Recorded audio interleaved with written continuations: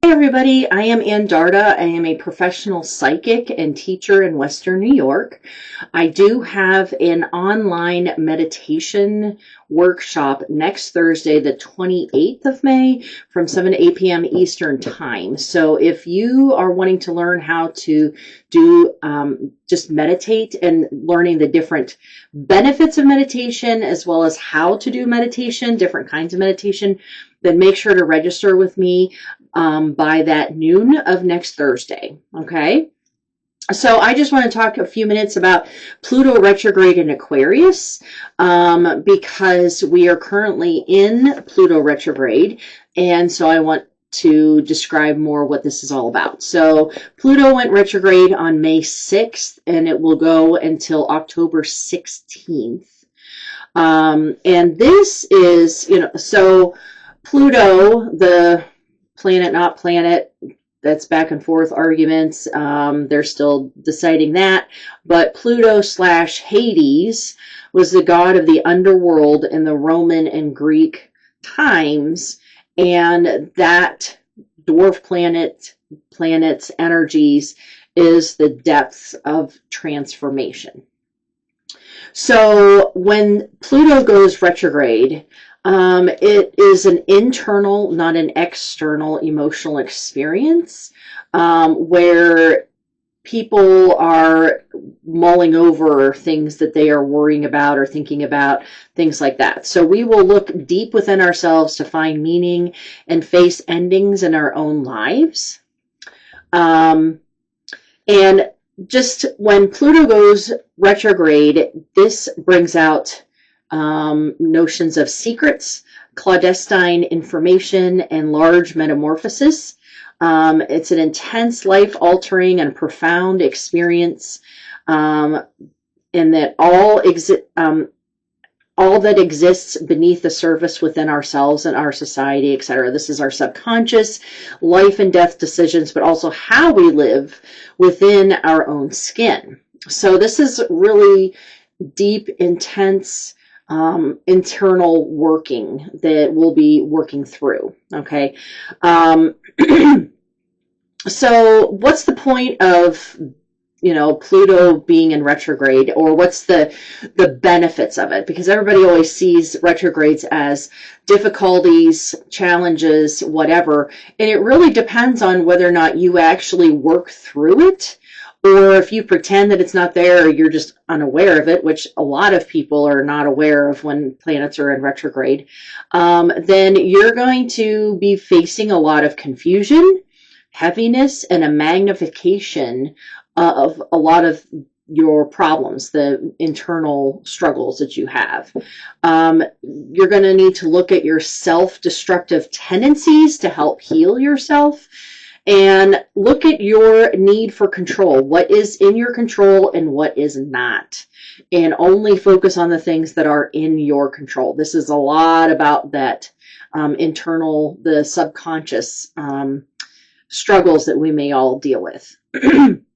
Now, there's this phrase that is always being bantered around: releasing our old patterns that no longer serve us.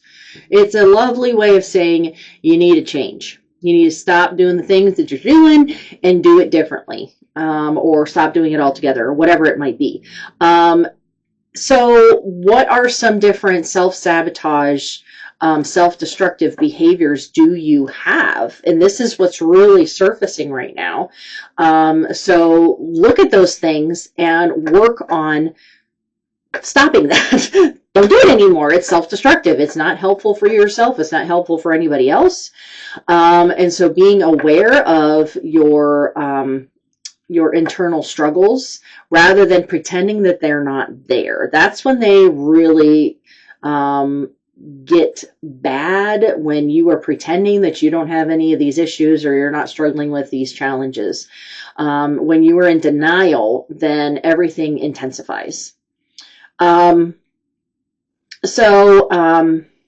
when you're changing, something that many people struggle with as far as that transformation and realizing that you need to stop doing a thing or change course or change a path of some sort.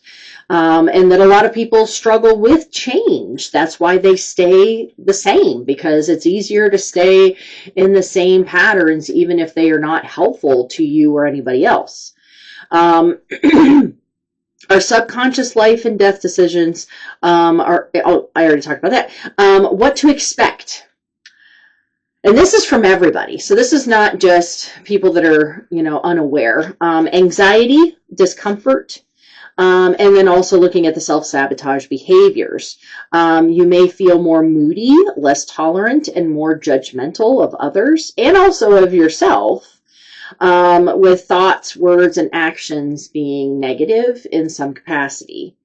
And as this retrograde is in Aquarius, this is in particular, this is the air energy. Aquarius is the air energy. It's all about communication. And so looking at your self-destructive words. How do you talk to yourself?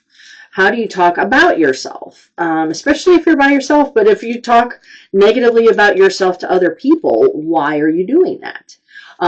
So looking at the words that you speak, thinking before you speak is very important right now, because a lot of people are just lashing out because everybody is dealing with this Pluto in retrograde.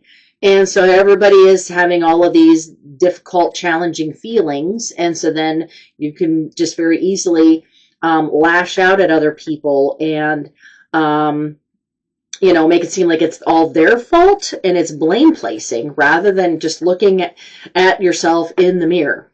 Okay.